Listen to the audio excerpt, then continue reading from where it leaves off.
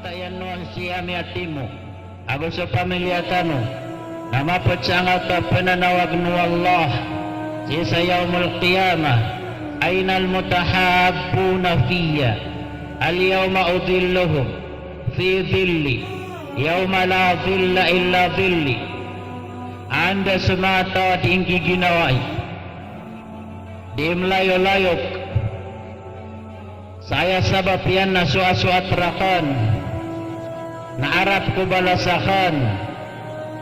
na imanto napaka sirong na kan sirang ko sirong Allah paka sirong na kan sirang na tigwallah ko sirong akan ada baw paka sirong inon tabo na supaka sirong na kan miyaguntong sa mga tao na ginawain yan at kababayaan yan at kababayaan mampu ginawain yan. Saya sabab padirang kang ginawain na lillah sabab sisang kay dunia na mapaparuli iran suparaka na sisa alungan na kiyama na ke ay mana niya na keparuli iran sukapaka surga ay minus aga ko ang kapahala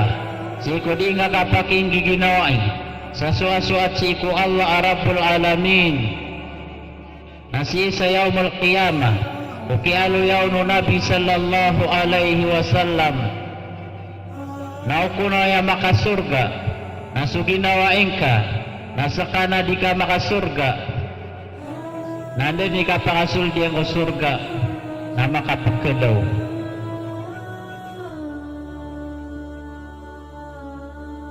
Ya Rabb, anda sulayokakan adi kami makapagkatigruana anda suginawayakan api anda kami sung na dua kami natirunong kuno Allah apelo bangkang napapanugkan yan adi kanian matuon siko surga narungawang kanian siku naraka narungkawan matatago nalangag niyang kuna arsh natigyan na ya Allah ebet dia kudin ke paru siku surga o dia kan napad suginawa yakan siku dunia natirunun wallah sunguin ka kapeting kasuliman yan napakaunutang kasih ke surga.